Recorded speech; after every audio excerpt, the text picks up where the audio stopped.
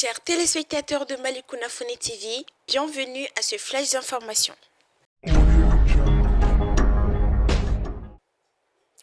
Hier, face à la presse, l'imam Mahmoud Diko a appelé toutes les forces vives de la nation de se joindre au M5 RFP pour organiser un grand rassemblement inédit dans la vie de notre pays. D'entrée de jeu, l'imam Mahmoud Diko a une pensée pieuse pour les hommes qui ont été tués lors de la manifestation du 10 juillet dernier. Il a ensuite tenu à rassurer les Maliens décès qu'au sein du M5 RFP, il n'y a point de division contrairement aux allégations qui figent de partout dans le but de décourager les manifestants. L'imam Mahmoud Diko a invité tous les commerçants à fermer les boutiques à Bamako et environ pour venir manifester à la place de l'indépendance demain à partir de midi. Nous voulons que cette manifestation soit inscrite dans les annales de l'histoire du Mali. Nous appelons Bamako et sa périphérie à sortir massivement pour prouver au monde entier que nous sommes un peuple debout et digne, qui n'est pas d'accord avec la solution actuelle du pays, a-t-il martelé devant plusieurs milliers de ses partisans venus du monde pour écouter leur autorité morale.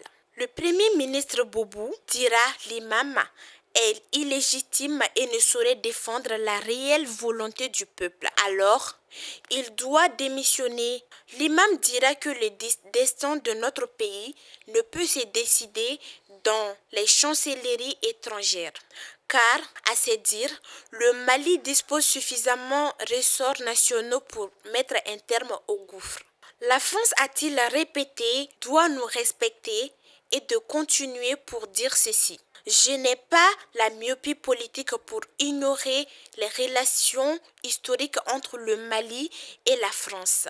Je suis une partie de la France. Je ne saurais être son ennemi, a lancé l'imam Diko comme pour interpeller la France à savoir faire la part des choses pour que la volonté des peuples soit respectée par Ibeka. Le Premier ministre Bobo Cissé a reçu ce samedi 8 août 2020 à la primature la majorité présidentielle. L'objectif de cette rencontre était de procéder à la validation de la feuille de route proposée par le gouvernement pour une sortie de crise. Après quelques amendements apportés au document, la feuille de route n'a pas pu être validée par les partis. La majorité présidentielle, quant à elle, a exprimé son accord avec l'essentiel du contenu du dit document. À l'issue de la rencontre, le Premier ministre a demandé à l'opposition de faire des propositions afin de permettre au pays d'avancer. Il faut noter que la feuille de route prévoit l'élection d'un nouveau président de l'Assemblée nationale sur le principe d'une personnalité consensuelle, l'adoption d'un nouveau code électoral, la réforme de la Cour constitutionnelle, la création d'un organe unique indépendant de gestion des élections, l'organisation de nouvelles législatives à l'issue de ce processus des réformes, la création d'un Conseil national de dialogue politique, un cadre d'échange et enfin la nécessité d'engager le dialogue avec les djihadistes maliens. Dans un document en date de 25 juillet 2020, le parti des Tisserands revendique le poste de Premier ministre et s'oppose à toute résolution de l'Assemblée nationale. Dans ce mémorandum, le parti des Tisserands revendique le poste de Premier ministre et s'oppose à toute dissolution de l'Assemblée nationale. Par ailleurs, le bureau politique national du RPM réclame son statut de parti majoritaire et revendique le poste de Premier ministre pour la formation du futur gouvernement d'union nationale à considération des recommandations et résolutions issues du dialogue national inclusif. Le RPM s'engage à garantir au président Ibeka, dans la loyauté et de la confiance, la stabilité des institutions de la République.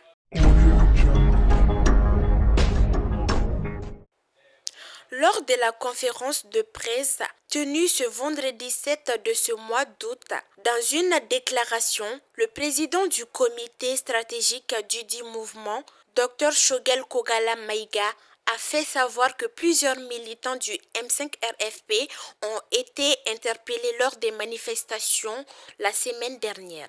Beaucoup d'entre eux ont, selon lui, été jugés et condamnés sévèrement. Les responsables du mouvement contestataire, a-t-il ajouté, condamnent ces arrestations qu'il a qualifiées d'arbitraires et expéditives. Le docteur Shogel a profité pour demander aux magistrats de libérer ces militants sans délai. Les intimidations, enlèvements et autres condamnations expéditives n'auront pas raison de la volonté de notre peuple et de notre jeunesse, a laissé entendre le Dr Shogel Maïga pour terminer. Ce samedi 8 août dernier, au cours d'une assemblée générale élective, le Comité national olympique et sportif a procédé au renouvellement du comité exécutif. À la suite de ces renouvellements, les membres du comité ont renouvelé leur confiance à M. Habib Sissoko à la tête du comité exécutif. Seul candidat à sa propre succession. Avec cette réélection, M. Habib Sissoko vient de remplir un nouveau mandat de 4 ans à la tête du Comité national olympique et sport du Mali. Prenant la parole, M.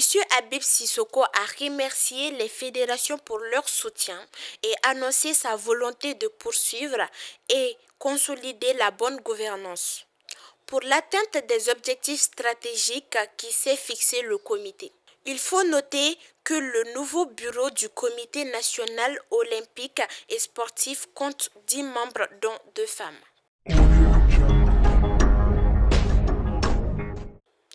C'est la fin de ce flash d'information qui vous a été présenté par mademoiselle Djeneba Ismaël Nyari. Merci de l'avoir suivi et restez connectés au programme de Malicounafoni TV.